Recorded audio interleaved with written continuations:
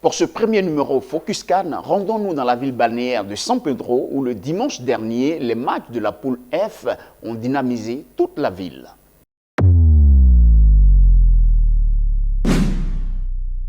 La ville de San Pedro, située à 350 km d'Abidjan au sud-ouest de la Côte d'Ivoire, vit au rythme de la CAN. Depuis plus d'une semaine, les équipes du groupe F tentent de décrocher les 2 places qualificatives pour les 8e de finale. Il s'agit du Maroc, demi-finaliste de la Coupe du Monde 2022, la République démocratique du Congo, la Zambie et la Tanzanie. Mais dans la ville balnéaire, l'après-match est tout aussi animé que pendant la compétition. Et c'est San Pedro by Night qui vous permet d'en saisir la profondeur des nuits chaudes dans le 2e pôle économique de la Côte d'Ivoire. Comme ici, aussi pour Night Inter, l'établissement affiche complet. Et c'est toutes les catégories de supporters et autres touristes sportifs qui s'y retrouvent. On adore l'Afrique, on adore la Côte d'Ivoire, vive la Côte d'Ivoire pour la CAN. On a accueilli super bien, merci, merci, merci. Les acteurs de l'industrie touristique se félicitent des opportunités. La ville de San Pedro bouge et il y a l'engouement. On sent la ville parce que la CAN a apporté vraiment un plus à la ville de San Pedro.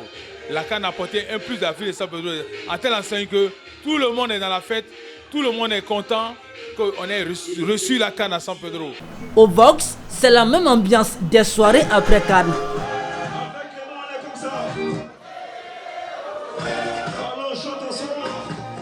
Depuis le début de la CAN, c'est la fête au Vox et tout ça.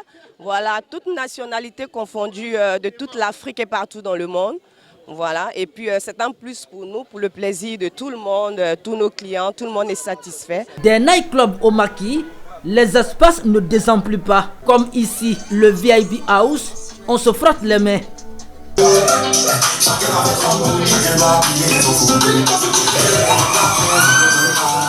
Aujourd'hui, grâce à cette CAN, nous avons des étrangers dans notre ville San Pedro. Diamant est une ville touristique. Avec cette CAN encore, les chiffres d'affaires de notre super CAN VIP House a beaucoup augmenté. On reçoit ici des Marocains, des Congolais, les Tanzaniens.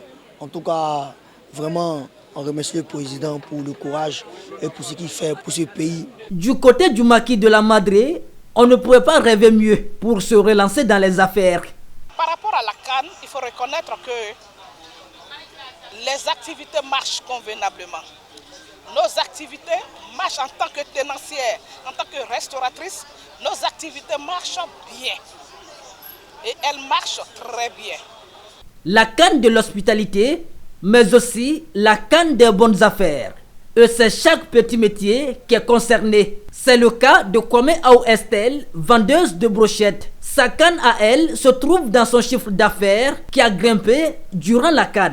Depuis que la CAN a commencé, je vends beaucoup, je vends mieux qu'avant.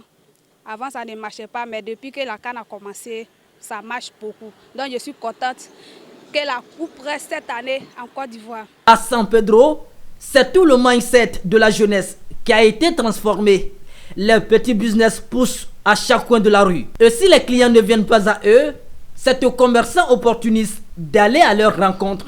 C'est le cas de Kone Moussa, vendeur d'eau à la sauvette.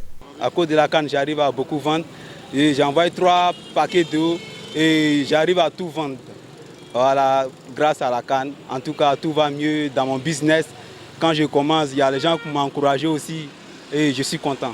La CAN de l'hospitalité, la CAN des bonnes affaires pour les Ivoiriens. Ce constat est partagé par les 5 villes qui abritent cette 34e édition de la Coupe d'Afrique des Nations, à savoir San Pedro, Yamoussoukro, Bouaké, Korogo et Abidjan. Vive la CAN 2023.